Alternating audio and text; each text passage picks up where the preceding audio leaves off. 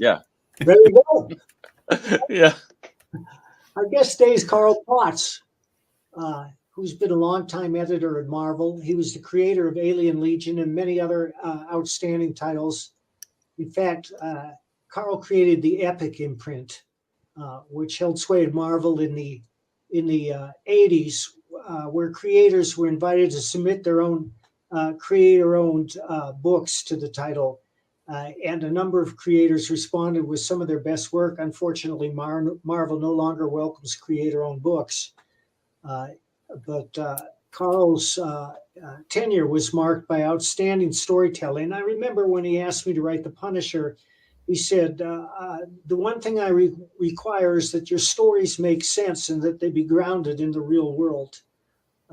Carl was also a very talented illustrator who has illustrated several graphic novels, including the one about the dragon. What's that called, Carl? Last of the Dragons. The Last of the Dragons. And since leaving Marvel, Carl has joined the world of academe, and I believe he's teaching. Where are you teaching, and what are you teaching? I teach at several schools. Most of my work is at the School of Visual Arts in New York. I teach both in person and online for them. And I also teach online for Academy of Art University, which is based out on the West Coast. And occasionally I'll do classes at Pace University, Manhattanville College. And I sometimes get asked to give my presentation on sequential visual storytelling at a variety of colleges and companies, including Google New York. I'm actually gave it at MIT, which was very strange. Princeton University, Syracuse. It's strange. When I was in high school, all of my schooling years and through college, saying you were in college was pretty much academic and social suicide. Now, I get asked to speak at MIT and Princeton. It's very strange. Yeah. Do you live in New York? I live north of New York City, yeah.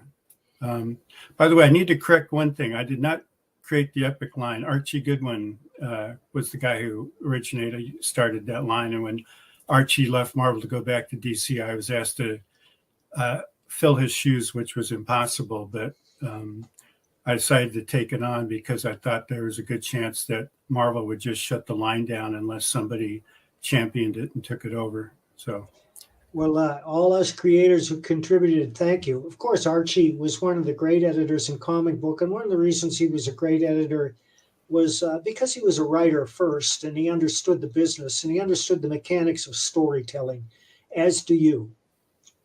Well, thank you. I hope I know, at least a small percentage as well as Archie did. Archie was like, for those who, weren't around long enough to know Archie and his work, he was probably the most universally admired and liked writer, editor in the business for decades. And universally, I don't know anybody who's ever had a bad word to say about Archie. Either on the creative side or the editorial side or the personal side. I recall you telling me one time that you guys would have games of touch football with Archie. I didn't partake in those, but Archie was an incredible practical joker. There was a period there where, Archie and some of the other editor-writers who would often work late at night on the freelance work at home would come in at, let's say, not normal office hours. And some of the people upstairs at Marvel in the administrative area wanted to enforce more normal office hours. And I think you had to be in by 9:30 or something like that, or get penalized somehow. I don't know what. So that was the stick. The carrot was as if you came in before 9:30, there would be free bagels and cream cheese and all that stuff there. So, and everybody knew Archie, often didn't come in until 10 or so.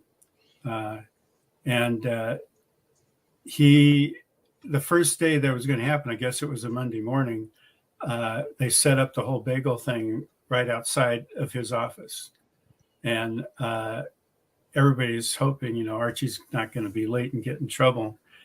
And we're there, putting butter, cream cheese on our bagels and watching the clock. And it goes past 9:30. I think we're sitting there, oh shit, he's going to get in trouble. And right after 9:30, the office door, Archie's office door opens, and he yawns and stretches in his pajamas in the doorway. He got in super early that day just to pull that joke off. That's the kind of guy he was. And anybody who's interested in Archie's writing, I would recommend the Manhunter book he did with Walt Simonson. Classic stuff. That was just, I remember when that first started being serialized in it was like a giant sized dollar book or something DC was doing. They were having a lot of reprints in the back of that thing.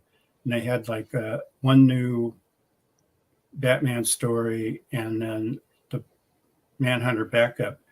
And I paid whatever the outrageous amount of money was for that thing, just for that Manhunter backup every month. Wow. It was great. Now, Carl, you started out as an artist. Yeah. Do you still draw? Yeah, but I don't draw a lot of finished work anymore. There's just no time. Most of what I'm doing is demonstrating for students or doing overlays on their work or do roughs here and there. The last bit of work I did artwork-wise that was published by a major company was probably a year and a half, 2 years ago now, maybe. Yeah, the pandemic time thing has me all screwed up. But I did that when Marvel did Marvel Comics 1000 and then 1001. They had a bunch of people do one page that had worked at Marvel. And they asked me to do a single page. So I wrote, penciled and inked a single page of the alternate origin of Peter Parker that went with a what if story I'd written shortly before that on what if Peter Parker had become the Punisher. They presented me with this concept and asked me to write a story around it. So I came up with the idea that in this alternate universe that the spider that bit Peter in that radioactive lab was a thing called a false widow spider, which is I think in the UK and Europe. And it's toxic. And on the back of the abdomen, it has these markings that often look remarkably like a skull. And so I have that be the spider that gets irradiated and bites Peter. And that, with the toxic effect, alters his personality a bit than it normally would have been, making him much more violent prone for a while anyhow. That's so cool. I have follow-up story ideas for that if Marvel ever decides they want to do that. I've put that bug in their ear. You must have heard of Jerry Conway's recent comments regarding the Punisher. I haven't read them, so I don't know for sure. But I know there's been a controversy about the character's popularity in certain ways and all that. And I actually agree with some of the problems. I do not think the police should be using the Punisher icon. The last thing I want my police to identify with is with a violent vigilante. The police are supposed to be part of the balance of power, enforcing, not to be judge, jury, and executioner. And the last thing I want to see is my police cars driving around with a skull emblem on it. I'm also, even though it's probably not quite as bad of an objection, I don't think the military should be using it. That skull emblem, strictly related to the military, its biggest connection would be with the SS, and I don't want our soldiers being associated with the SS. And, a big part of what helped win the peace in World War II was GIs being generous with the locals, with their, handing out Hershey bars and Spam and all that. And, the idea of some GI trying to be nice and hand out to kids, wearing a skull, it irks me. I don't know if we ever talked about it this detailed on Mike, but my take on the character was that he was an obsessed individual who his family had been rubbed out by the mob, and he felt extreme guilt for not having protected his family. So he had this sort of death wish, and he took on not just the people who were immediately responsible for his family's death, but he kept taking on more violent criminals. And he took no satisfaction in it. He never like kicked back with a beer after a mission accomplished and, felt accomplished or anything like that. It was just on to the next one, on to the next one. And at some point, he'd be killed or maimed and be rewarded for what he should have been rewarded with for failing to protect his family. And he usually denied himself any personal interactions with others, because on the few times he would do that, inevitably they would meet a horrible fate because their association with him. And it was like a cathartic, ride for viewers, because the character got to do things that we can't do in real life, which is, go after some of these violent criminals that somehow escape the justice system and things like that. Never thought that anybody should ever emulate this character in that way, shape, or form, any more than I thought a kid should, tie a towel around their neck and jump off the roof and think they're Superman. But once in a blue moon, I'd get a letter from someone saying, "Oh, I love the Punisher. I want to be just like him." And I'd roll my eyes, and I'd stop whatever they're doing. I'd write them back and explain to them that this is a miserable human being who hardly ever solves any problems. More often than not, he just gets involved with or perpetuates or starts ongoing cycles of violence. He takes no joy in life. Anybody he gets close to is usually not long for this world. Why on earth would you ever want to be like this character? And what worried me is that, for every person that wrote in that said something like that, how many others had a similar feeling but did not bother to write in.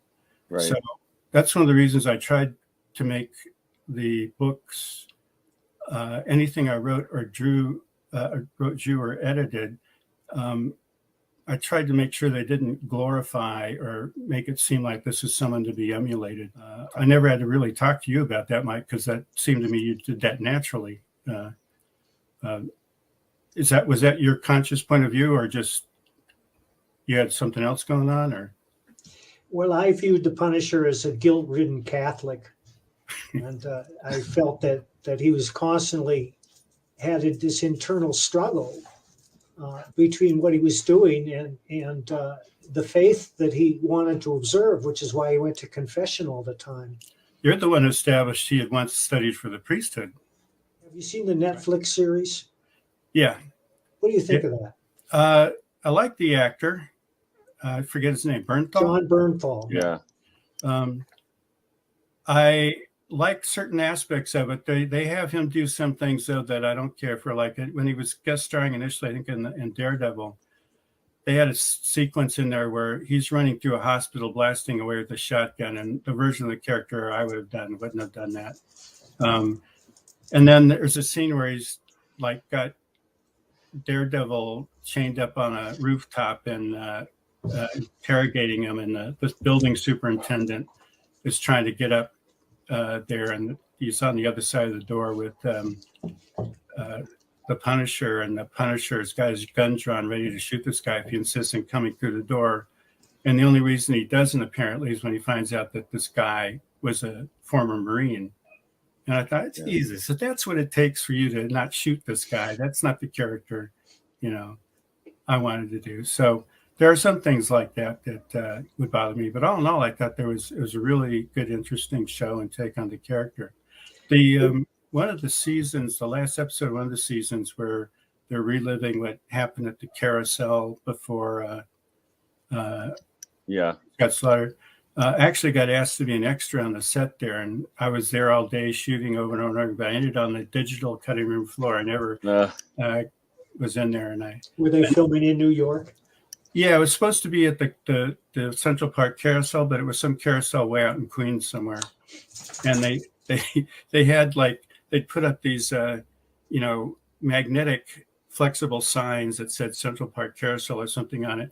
And if the wind blew too hard, the corner of the magnetic sign would flip up. Oh, wow. And there was a snack hot dog stand there And on the side that was facing the cameras, they changed all the prices to reflect more like a couple of decades ago prices. But if you worked around to the other side, the working side, you could see all the real prices. That's funny. It was pretty good. I do think that the Netflix show was probably the best depiction of the Punisher on film, and that the 3 movies that they made were all misfires for one reason or another. And it stymied me because it seems to me the Punisher is a very easy character to get right. I agree. Well, you know, it's weird. I do agree, but I also think it's strange because he's basically almost a 2-dimensional character, not a 3-dimensional character. Right. And ironically, that's harder to screw up a 2-dimensional character than it is a 3-dimensional character. Yep. And I think in the movies, that first one, the original script was much better than what showed up on screen. It was written by Boaz Yakin, who I have a lot of admiration for. Oh, I know Boaz. Yeah. And it was rewritten. You know, a new director came in, it was rewritten and all that. And, you know, the idea of Dolph Lundgren just didn't sit with me. And it was filmed, I think, in Australia for budgetary reasons. And you're supposed to be like sitting on a motorcycle in Coney Island and there's palm trees in the background. But it just, the one, I forget the name of the main heavy in there, that actor. He was the only really good one in there. Second one, Thomas Jane, I like him. He's an excellent actor. But that movie made no sense whatsoever. No, it didn't. But there's no internal logic in that film. There was problems with that last one, too. I like that actor. He was from... Ray Stevenson, I thought he was the best of the Punishers. He was in Rome, right? Yes. Yeah. But it's like, you know, he's living in the subway in this area that you're not supposed to be able to get into, and apparently everybody can walk in there whenever they want. Yeah. So, you know, I like stories like Mike said with, you know, strong internal logic that your suspension of disbelief isn't constantly being tested by superfluous bullshit and illogic and so on. I think that's essential to good storytelling. That you have to draw the reader or the viewer in to a point where he believes utterly what he sees, that if it didn't happen, it could happen. I think that's the key to good storytelling. And my taste in cinema these days is I have to believe that the story could happen, but that leaves room for a huge range of movie types. For instance, Aliens. I love Aliens because I believe it could happen. Yeah. Aliens is great. Also, the dynamics of the you know, that group cast in there, that ensemble cast is just awesome. Superb. Yeah. Interest in the Punisher remains high. I don't know if you're aware of this, but there are at least 3 Punisher groups on Facebook, and they're all active every day. I don't know if you ever check them out, but they're crazy for anything Punisher, and they're all weighing the latest issue that came out by Jason Aaron. I haven't read it. I didn't read a lot, but I mean, you probably are aware of this, Mike. I'm not sure if the readers were, but there was a period of time when I was editing the Punisher, and then when I was going to write and do the layouts for Punisher War Journal, Marvel had what is normally a very good policy that if you're a staff editor, you can't edit yourself, which I think is a great policy, except that the only editor that had room in their schedule to take on another book was this editor who I felt should never have been promoted to begin with. I thought he was pretty clueless. And initially, I got no feedback at all from him. So I would give my plots to Ralph Macchio, and Ralph was the uncredited plot editor on those stories for me. He challenged me and give me feedback, and I'd go back and forth with him. And then eventually that editor, who was supposed to be the official editor, decided he needed to earn his pay. So he started making changes for the sake of making changes, and 6 of one, half a dozen the other, if you were lucky, kind of changes, and sometimes detrimental ones. And he didn't have like that point of view I was talking about earlier on the character. He didn't have that nailed down. And there were a lot of people doing a lot of Punisher stories there, and the ones that like Mike and Chuck Dixon, who had a good handle on the character. You know, their stories turned out good, and a few other people, but there were others that he let write things in there that I think really took the character in the wrong direction. He basically took a thriving franchise and drove it into the ground. That's just my slightly subjective point of view. Was that the editor who took over for you while I was working on the book?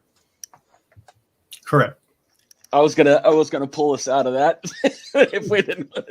But I will say, and I feel like that this is kind of what you guys did a little bit. But I do like the fact of like viewing him as kind of like more of like a tragic character and more like almost like a Shakespearean tragedy. But it's almost, and this is one of the things that I got as soon as I heard the music in the show, was it was very cowboy music.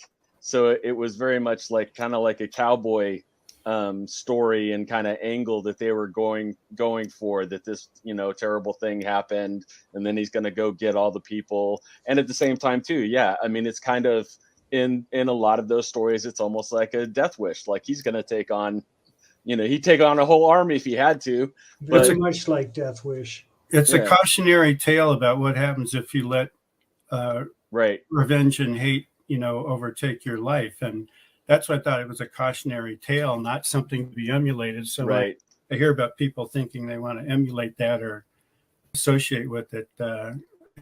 Makes me very, very nervous. I just think some of the people are just thinking strong. Like, I want to be strong, self-sufficient. They're not thinking the deeper. But this is kind of crazy strong. This is like going off in loony land. The only time we did at Marvel where we associated with this was the Marvel paintball team. It was the Marvel Punishers. And we would, you know, have like camo versions of the skull on our shirts when we go in there. I still have the patch you gave me. Yeah, there's actually two versions of it. The first one was they did wrong. It was a embroidered patch, and they made it 3 teeth, and nobody has a tooth in the middle. So I made them go back and redo it. So the 3-tooth version is very rare. So if you've got that, Mike, you've got a collector's item. I'll have to go look. We got noticed enough so that when West Point asked a group of teams that played at this field to come play the cadets at West Point, we got asked along. The first game on purpose, just to unnerve us. You know, it's basically a giant capture the flag thing. Yeah. So they didn't even leave anybody at their flag station. They all marched, you know, back or front to back, very close quarters, double time from their end of the field down to our end of the field, took the flag and marched back. Didn't matter how many of them we picked off. They just closed ranks and keep going. And we were just like, holy shit.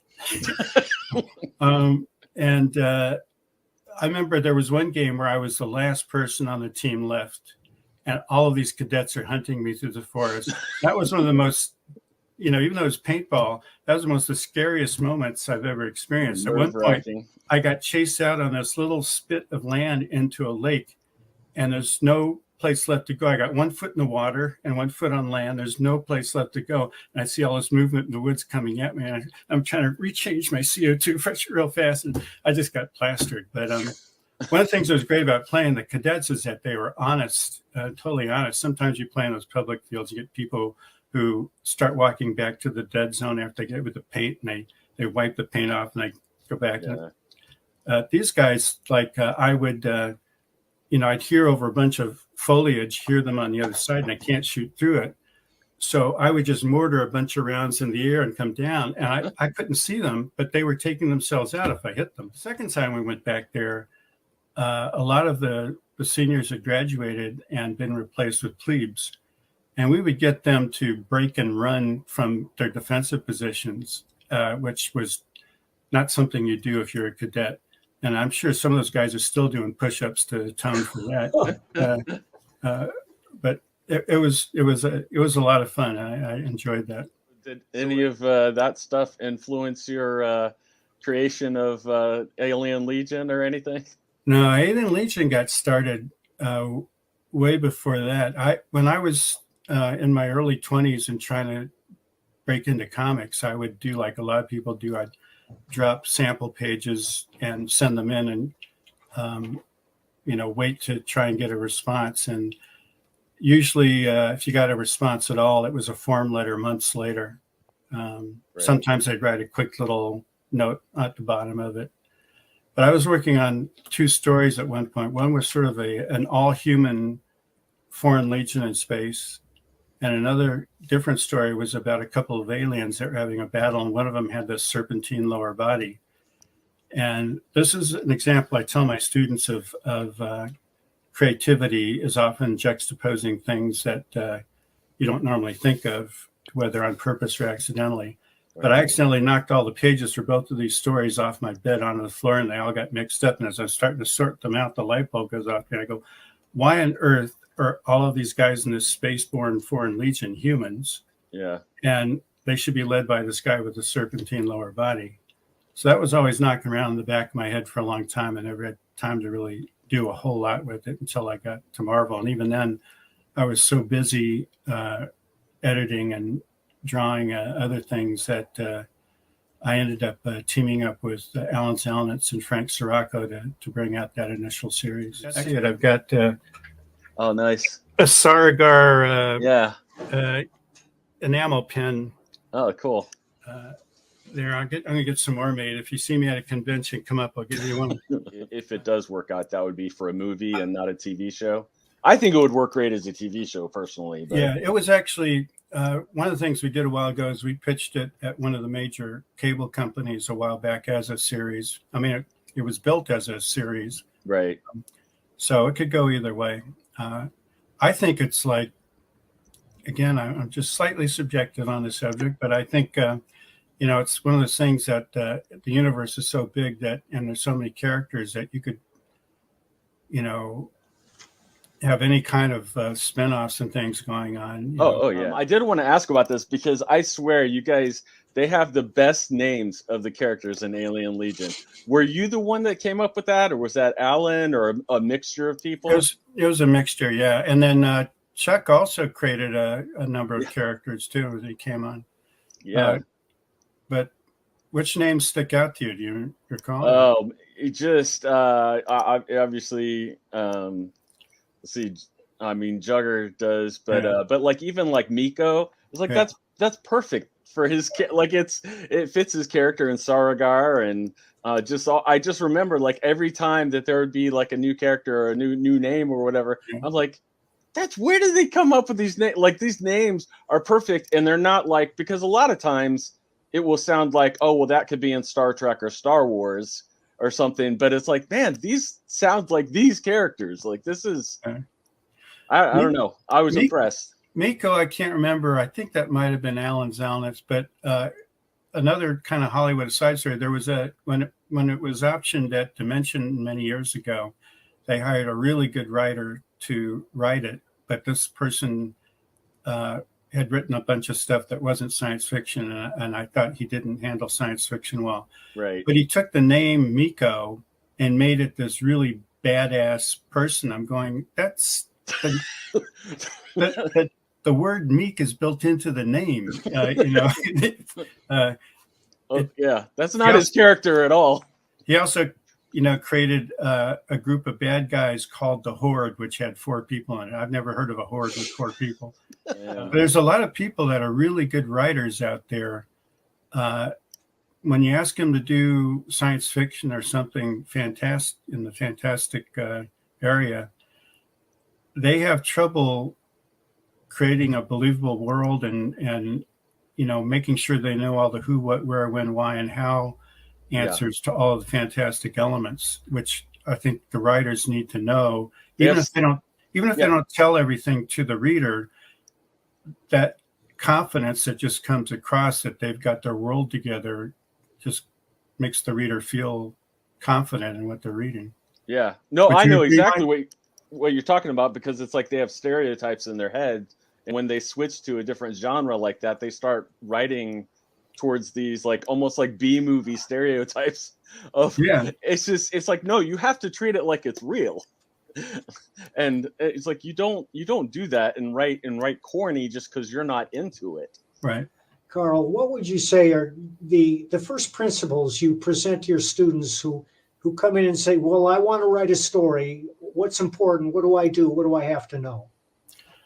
There's a couple things. First off, I tell them, every writer has to do what works best for them, but often they have to be careful because often what people think works best for them is the easy route, and that's often not the best route. I tell them that there's all different types of narratives, but the classic story arc is the one that is most universally resonates with people, has been since at least the days of, the ancient Greeks.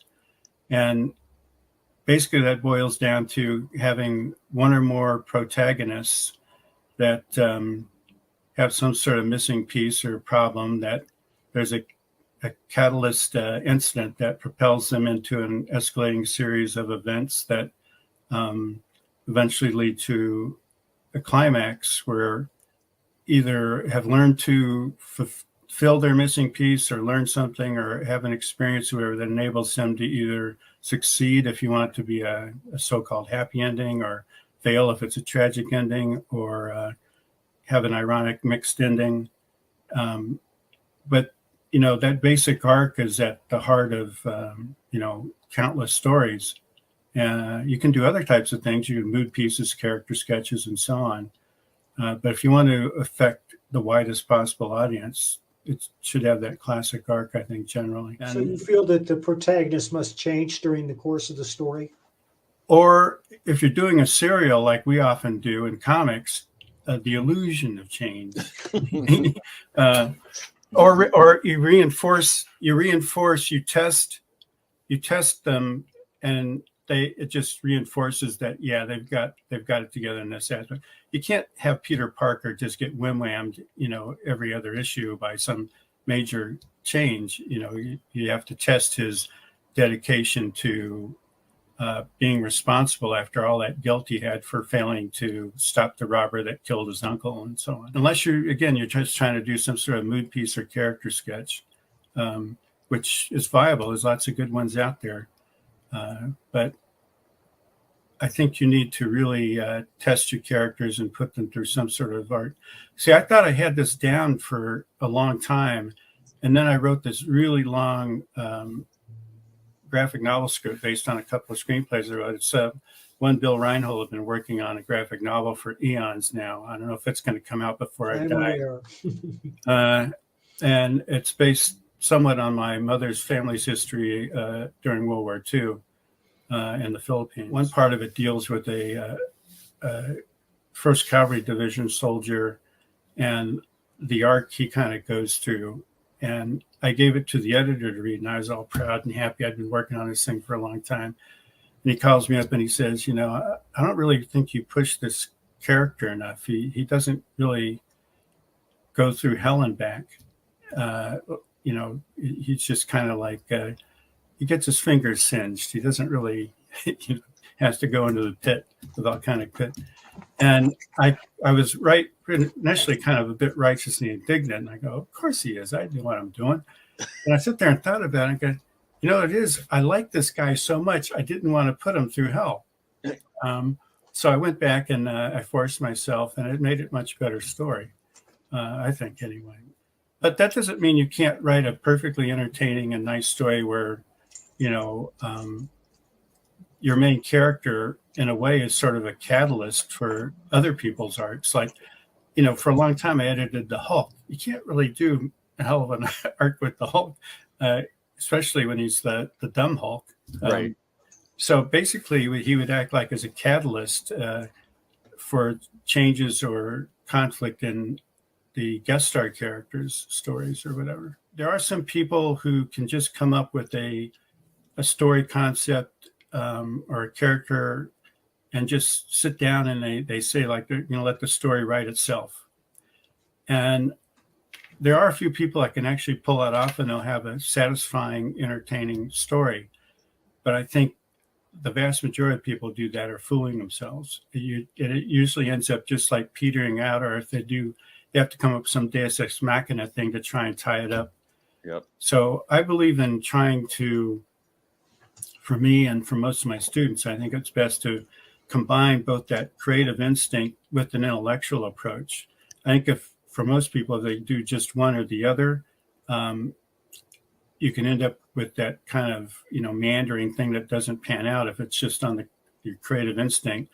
But if you do too much of an intellectual approach where you're slavishly following somebody's beat sheet, you can do something that's, crafted beautifully and be totally sterile and lifeless too. So I tell them to come up with their main character and what that character's, where they start out and where you want them to end up, what their goal is, what their problem is, and that they should have some sort of internal conflict, conflicting goals. Know where you want them to start, know where you want them to end up in the general route, just general, and then write the first draft from your gut. Don't think too much about the classic story arc or anything, because that's built into your head mostly anyway from your years of reading and looking at stuff. But write that first draft from your gut. Don't worry about beat sheets. Don't worry about any of that stuff. And then go back and compare what you wrote to a classic story arc, whether it's the writer's journey model or the Save the Cat thing or whatever is popular at the moment, and see where your story diverges and ask yourself as honestly as possible, would my story be better if I did make it adhere more tightly to a classic story arc, or did I come up with something new and different that really works for this particular story? For me anyway, more often than not, I have to say, Jesus, it would be better if I adhere more to the classic story arc. But once in a while, that's not the case. And the only way you'll come across that is if you're not slavish to a beat sheet or an arc in that first draft. You got to be able to write it, from your gut and explore things. An example I use is like, say the character is going to be me. I know me. I'm originally from the San Francisco Bay Area. I decide I'm sick of New York. I'm going to drive across the country and go back to the Bay Area. So I know me. I know my goal. I know where I'm going to go, and I'm going to plan to take Highway 80. It goes right across the country, across the Bay Bridge in San Francisco, right? So I write the first draft, and so it'd be like driving, and I, stop somewhere and meet somebody that I wasn't planning on it and have interaction or an adventure there. I see a sign for, a museum of the world's biggest ball of yarn or whatever the hell it is, and go there and as I'm going near Chicago, I hear on the radio that my favorite all-time band is going to reform for one night only in 4 days. So I end up hanging around Chicago for 4 days and having adventures I didn't plan on. But eventually I keep going back to Highway 80 and going, towards the west. And somewhere along the way, someone says something to me that makes me realize that all the things I like about San Francisco, I like the weather there. Unlike Mark Twain, I like the weather there. I like, the music scene. I like the culture. I love Golden Gate Park. It makes Central Park look like a desert. And I like the fishing. I've got relatives and friends out there. So I'm going to move back there. But as I'm driving across the country, someone makes me remember that I hate those goddamn hills. They drive me nuts. The stop sign is right before the apex. And if you're driving a stick shift, oh my God. And I hate walking them and all that. So all the things I like are further down the coast without those hills in the Carmel, Monterey area and all that. So I end up moving down there. But the only reason I moved down there is because my original target was San Francisco. So everything happens in context to get me to where I'm going. If I just got in my car and started meandering across the country towards the west, I might have an interesting incident or two, but I'd just be meandering around. It wouldn't hold together, and it would probably just fizzle out at some point. So that's why I think it's best to combine that creative instinct with that intellectual approach, at least for most people. But there are always, outliers that can pull things off that I can't comprehend on both the art and the writing side. You guys familiar with the Korean artist Kim Jung-gi? I am a little bit. He's the guy that just starts drawing and never lifts his thing from the. Yeah, I've seen him work. He must be a mutant. I mean, I can't comprehend how he does that, because I thought at first when I saw the videos that he must have blue pencil on the wall that the camera isn't picking up. But I saw him do it live. And there was nothing up there. There's this giant wall, and he'll go over here and do a little bit over here and a little bit up there, a little bit down. And eventually it all comes together in this amazing fisheye perspective that I'm just flabbergasted at. I can't even comprehend pulling that off. So the same thing with writing. There sometimes people can do things in writing, but I think they're pretty rare. So I think that method I just outlined to you probably works the best for most of my students. For a long time, I would just sit down and wing it. And that's how I wrote comics for 20 years. As you knew, I would sit down and I'd draw the page out on a legal pad, start with the first panel. And I'd think, well, how do I begin this? How do I grab the reader's attention? And then when I had that first panel settled, I'd look at the second panel and ask myself, well, what happens next? What's logical? What continues the story? And it was a very important lesson. And I would encourage anybody who wants to get into comics to try that, because it forces you to think about what happens next. And that's the essential question in all fiction, because the reader has to care about what happens next before he turns the page. And I would just wing it. And I had that classic structure in my head that a story is a dynamic narrative with the beginning, a middle, and an end. And it's like a good pop song in that it's got the tonic, and then it's got the bridge, and then it's got the hook. In other words, the story proceeds like this. Because if the story proceeds like this, it's boring. The reader's not going to be interested. Right. But for the last 20 years, I've become a firm believer in outlines. And now I outline everything, whether it's a novel or a comic book run. But no matter how detailed the outline or how much I love it, invariably I find that when writing the book, those diversions pop up and you veer away from the outline, and it always makes for a better story. Do you still do thumbnails for everything? No, I don't. I draw when I have to, when somebody doesn't understand something, like when I'm working with a foreign artist. But otherwise, it's just script style, and I have very terse descriptions in my scripts. You're the anti-Alan Moore. Yeah. You could say that. I'll never forget, I was at Steve Rude's house one day, and he was illustrating a story. I want to make sure I get this right. I don't want to finger the wrong guy. The writer was one of those great artists who did Camelot 2000. Boland, yeah. I don't think it was Brian Boland. I think it was that other guy with the black hair. And Alan Moore worked with him a lot. And anyhow, the dude was working on this story for him. It was a commission from one of the majors. He says, "Do you want to see a piece of shit? Do you want to see a piece of shit?" And he held up this script that was this thick, and he threw it against the wall. The pages went everywhere. Alan should have learned how to draw so he could just do it all himself. Yeah. Yeah, there's, and I've seen scripts because a lot of people will, I try not to do this, but I've seen scripts where they put a lot of like links in the script where people can click to follow for references for art. But I mean, I've seen where they have like 200 links like from them to follow on. Like, that's insane. Yeah. I do that, but there's maybe 3 links per script. Right. It's all for technical stuff, a vehicle or a weapon. When Mike and I worked together, there were no such thing as links. Right. Right. Yeah. What's I am curious, because I know in your thing you did like it says in your thing that you've kind of mentored a lot of different artists and stuff, which, I mean, many of them are my favorites. And but I'm curious, like, what kind of different, I don't know, advice and different things did you deal with all them? I mean, I will say, I mean, most of them they definitely kind of developed their own styles and stuff. Yeah, I mean, I like a diversity of styles and approaches, but the constant thing I like is people who are, strong with the visual storytelling. Generally, that's the consistent thing. I like generally clear and compelling visual storytelling. There's sometimes with people that are more design oriented, right? And occasionally they'll do things that, on the storytelling side, which will make me go, "Oh my goodness!" But the page just looks so friggin' good that sometimes I'll turn a blind eye to it for at least some aspects of it. Yeah.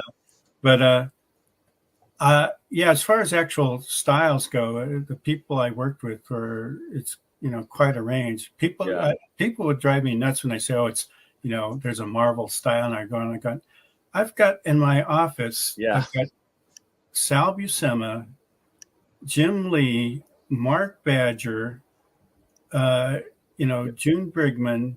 Larry Show me where Stroman. the Marvel style is and all that stuff. Yeah. It was, I think it's just one of those things where it's a convenient thing to say sometimes for people. They didn't really think it through. Yeah. It's a little bit more. Not to mention nowadays. Mignola was in there too. Right. Yeah, exactly. Okay, was Larry Stroman one of the ones that had the design stuff that would kind of... Once in a while, Larry's design stuff. I mean, I love Larry's stuff. So do I. He's very design oriented. Yeah. Once in a while, the design stuff would overwhelm the clarity of the storytelling, but it was just so friggin' beautiful. Oh, He was so into it that, I just sit there and look at the pages and drool. They look great. Yeah. One of the things that I ended up doing kind of accidentally was sort of evolving a professional baseball sort of way of dealing with all the new talent. I had my professionals working on the monthly titles. My AAA people were those that I was either giving them like short jobs or fill-in issues or things like that, waiting for their shot at the big time. And then the AA people were those that I thought showed talent but needed a lot of work, and I'd assigned them this 6-page story called Double Vision that Tom DeFalco had written. That was very difficult to fit into the 6 pages. It was very condensed storytelling. You had to really know what you were doing. I still use aspects of that story when I'm working with my students, that just trying to fit all the different pieces of visual storytelling into a condensed amount of space. That's one of the big things I go over with my students, because I'll give them an exercise where I'll give them a short paragraph for an establishing scene. And I'll say, tell this as clearly as possible in the fewest panels possible. And they'll freak out because they got to put all this information in there. And they'll start breaking down each bit of information into its own panel, or maybe they'll combine a couple things in there. And, some will take 7 panels. And I'll show them that it took me a long time to work it out, but I worked it out for 1 panel. The finished thing makes it look easy. It's like it seems self-evident, but I was pounding my head against the wall to come up with this solution over and over again. And that's one of the things, whether you're writing or drawing, visual storytelling, whatever, is that I liken it to being a ballet dancer. A good ballet dancer makes their performance look effortless. You don't see all the practice that went into it.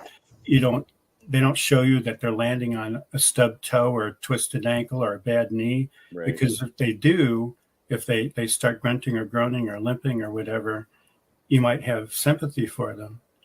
But they've taken you out of the flow of the story or the narrative or whatever. So if you show you're struggling to tell the story by breaking each little piece down in its own little panel and all that, that affects the reader negatively. Trying to fit a lot of information into a reasonably small amount of space, the reader just picks up on stuff subconsciously that sets them up for what's coming afterwards. And that's not an easy thing to pick up. When I first started professionally, I had no idea what visual storytelling was. I was just, if I drew a figure that I thought came out well, it was going on the panel. It didn't matter if it was what was suited, for it or not. But I got into doing storyboards for New York ad agencies, and that made me have to work fast and tell stories, for 30 seconds very quickly. And I think that was a really good training ground for me. Something that people, anybody who wants to do comics or any kind of storytelling medium, like you have, and writers too. I mean, a lot of times you have a certain time frame that a story has to be in, or a certain amount of pages or whatever, and it's like you have to learn how to communicate what you're communicating, and it's really hard to do if you don't have any idea of like what the structure is and how to do things like that. I did want to ask, because I heard, and I don't know that he does it every time, but I know Chuck Dixon, and I've done this, and I know other people that have done it too. But I know Chuck Dixon for a while was like, he was always, and I'm sure a lot of it was because of he had 3 or 4 books coming out a month, and he's just cranking fast. But a lot of times he was writing the beginning and the end, and then he'd fill the middle in later. Interesting. Well, I think it's, like I mentioned earlier, I think it's important that you know when you start out writing what the beginning is and what you think the ending is going to be. So it keeps you focused, even if you end up, diverting at some point. There are a handful of novelists who never outlined. Elmore Leonard was one of them. So he was the Kim Jong-gi of novelists. Yeah, that's exactly right. Another one is Peter Brandvold, the Western writer. He's probably the most popular Western writer in the world right now. But Peter has an advantage in that each story has the same template, in that it's always a revenge story. And his protagonist comes across an injustice, or an injustice is done to him in the early part, and then the rest of the story is getting even. Yeah. And that's what Western fans like. Yeah, that's something else that I talk to my students about is genre expectations. Like if you're doing a detective novel or something, there's certain things that have to be in there. And as Robert McKee puts it, you have to give them what they expect, but not the way they expect it in order for it to work. Every Western ends with a showdown in a dusty street between the main protagonist and antagonist. It's hard. I can't even name a Western where that doesn't happen. Sometimes there's slight variations, like The Good, Bad, and the Ugly. It's a three-way showdown in a cemetery, right? So not that much difference. But so if you don't do that, the Western fan is going to be pretty unhappy. So your job is to give them what they expect, but not the way they expect it. One of the things I show my students is I show them the climactic scenes for Yojimbo, and then I show them how they got ripped off for A Fistful of Dollars, and how even when you're ripping off someone else's story, if you give it to the audience in a way they don't expect, it's entertaining and it'll work. Which reminds me of the old axiom: there are only 7 plots in the world that are done over and over again. And I must also point out that Yojimbo was based on Dashiell Hammett's Red Harvest. For real? Yeah. Wow. What year was that written? Oh, it was in the 30s. Wow. Now, you should read it. It's a terrific book. Huh. Same plot. Yeah. An outsider comes into a town with 2 warring clans, and he plays one against the other to get what he wants. But they don't always work out when they do. There was that one with Bruce Willis about down in Texas and Mexico or something like that. Last Man Standing. That's right. Yeah.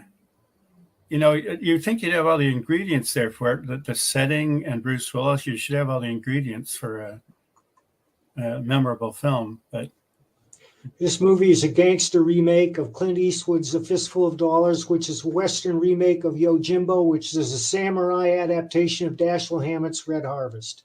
You ever look to see if Dashiell Hammett was influenced by anything? Plato. Could have been, but he was kind of an original, and he and Raymond Chandler invented the modern noir detective novel. The other things I talk to my students about when it comes to writing is that at some point, it can even be after you've completed it, your initial story writing. I think it's good to come up with a thematic statement that you think every element within the story reinforces. I agree. And like that one that I'm working on, the World War II one with Bill Reinhold, it's based on a quote that I think it was Churchill's military doctor said, something on the lines of, "War has no power to transform, it merely exaggerates the good and ill that are already within us," which to a certain degree, I agree with, but I still think it's possible to just take, someone who's all goodness and light and just put them through so much crap that they ended up turning toxic. But I get what he's saying, and I think to a large degree, that's what it's about, and that's what the main character in the story goes through. With Alien Legion, it's more along the lines of I'm a big World War II history buff and movie buff, and a lot of family history on both sides of the family there. And so that helped inspire me with Alien Legion, because you had the Western allies. If we conveniently forget we were allied with Stalin, you had the more democratic, diverse Western allies that, despite their problems, were much more diverse than the xenophobic, fascistic Axis powers. And the Axis powers, Germany had this professional army that they'd been building up for a long time, and Japan had this long military tradition and thought they, were superior, and Mussolini was just trying to tag along, I guess. But they couldn't believe that, an army of citizen soldiers that were made up of all these people, families that had families immigrated not that many generations ago to the U.S., could be molded into an army that could take on these professionals. And, you got units with, a farmer from Texas, and a mechanic from Brooklyn, and a teacher from Philadelphia, and all these guys ended up the crap out of these people. So the basic Alien Legion thematic statement is something along the lines that a diverse, democratic society, despite all the problems that it has, is ultimately stronger than a xenophobic, fascistic society. That's what I think a lot of World War II was about. Again, there's lots of imperfections on the Allied side there. Right. Ultimately, I think that's what it comes down to. So Alien Legion, I amped that up by having the most diverse ranks you can have possible, of different cultures and species and all that. Having often where, they don't get along, but they ultimately, that diversity is a strength against the more xenophobic alien foes like the Harkonnens and so on. Right. Yeah. Yeah. Thank you, Carl. Yeah. Is there specific places you'd like people to follow you online, or where they can even see some of your lectures or whatever? I mean, I'm on Facebook, but I'm starting. At some point, I've got to separate my personal profile from my general public profile, because they're all mixed up now, and it just gets nuts. And there is also, I know it's been a while since it's been updated, but I know you do have alienlegion.com for anyone who does want to see more about that. And well, thank you very much for being on. We will let you go and go lecture or whatever else you're today it's house repairs. Oh, fun. Those are great. Have fun. Yeah, especially when the high today is going to be like 45, I think. Oh, Balmy. Nice. Thanks for joining us. It's my pleasure, guys. Take care. Yeah. See ya.